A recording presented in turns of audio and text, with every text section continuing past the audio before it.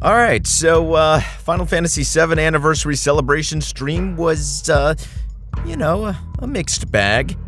Let me just give you guys the quick rundown of what they announced and my thoughts on all of what was shown, which, to be honest, was really not that much. Final Fantasy VII Remake Intergrade is finally getting released on Steam since Square's exclusivity contract finally ended with Epic Games, and thank God for that. Funny thing is, I noticed it was on sale for what feels like the past 2 weeks, and I almost bit the bullet. Whew, that bullet was dodged, thank God. I'm glad that more PlayStation games are being released on PC lately, especially with Spider-Man coming to PC as well. God, I cannot wait to be web-slinging around in just a few months. Although that also seems to have an exclusivity contract with Epic Games. Great. Either way, good news, but it better be priced at $59.99 on Steam. I don't want to see a $70 price tag on that game, especially when I consider it's heavily inferior to the original Final Fantasy VII anyways. Now, moving on to Final Fantasy First Soldier. Do I really need to say anything, or is this footage just speaking for itself? I don't know who over at Square Enix started rubbing their two little brain cells together, trying to make an electrode spark, and they're going, okay, Battle Royales make money. The Final Fantasy series makes money, oh,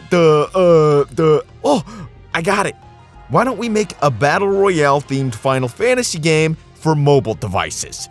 Battle Royale plus mobile plus Final Fantasy equals big money, duh! I don't think anyone asked for this, and yet I have a feeling it's absolutely gonna smash records within the App Store and Android Store for some reason. I don't even want to know what kind of microtransactions they're going to throw in there.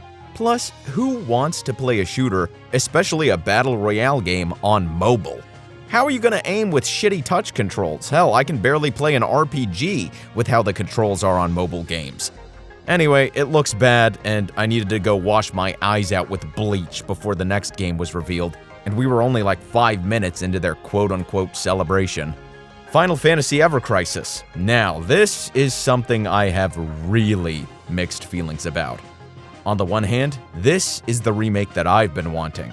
Updated graphics, seemingly modernized combat, and a story untouched by the foul hands of Tetsuya Nomura. Plus, it seems to go all the way back to Crisis Core, so that we get Zack's full story as well as getting to play through all of the original Final Fantasy VII. And who knows, maybe they'll even add Advent Children in there.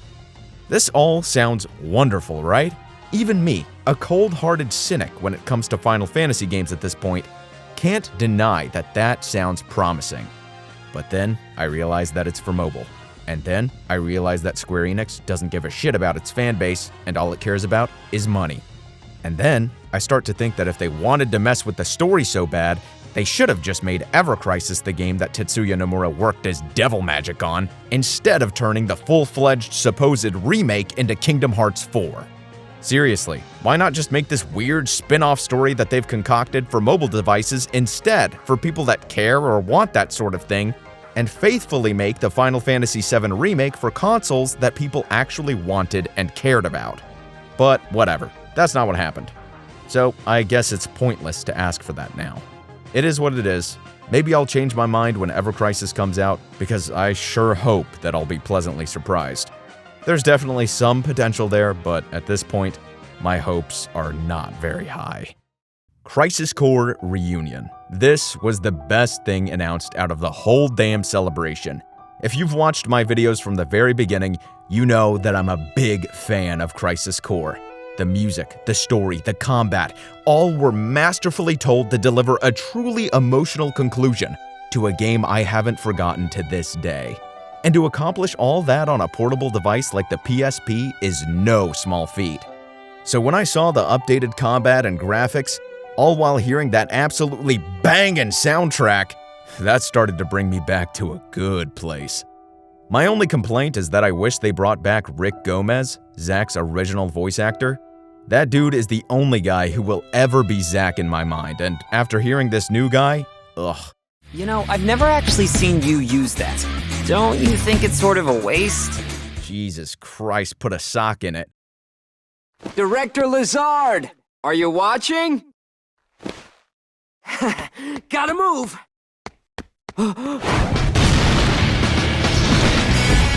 No time to play!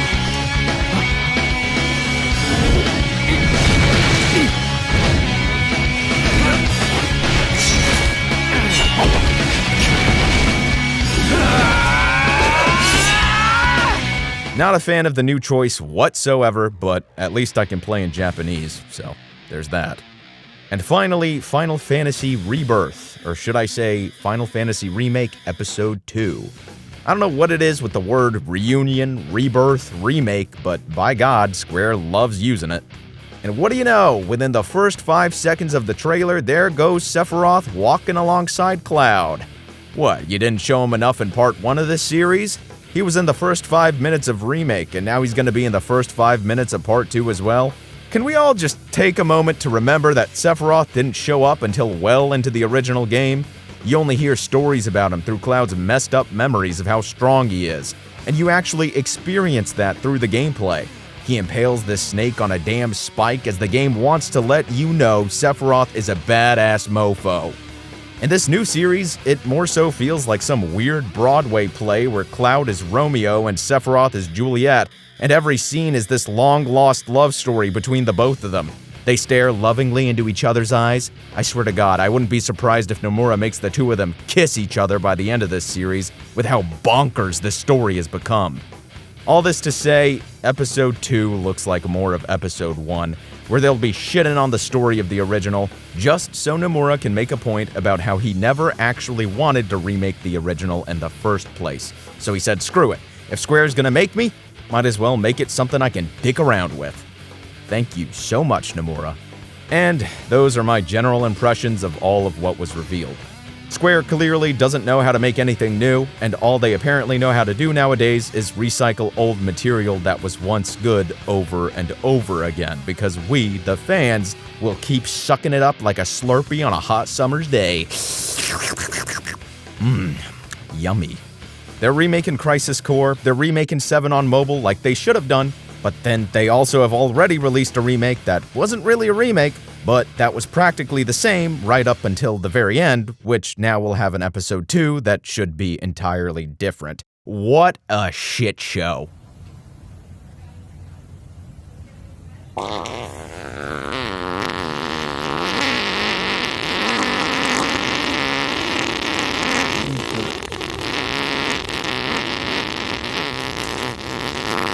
That'd be a world record.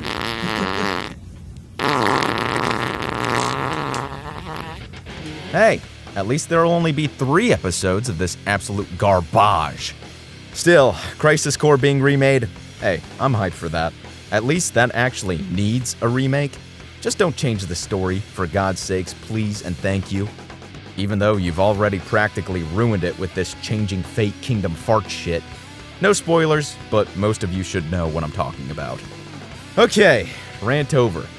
Like and subscribe, betches, or there'll be more than 3 episodes, I swear to God.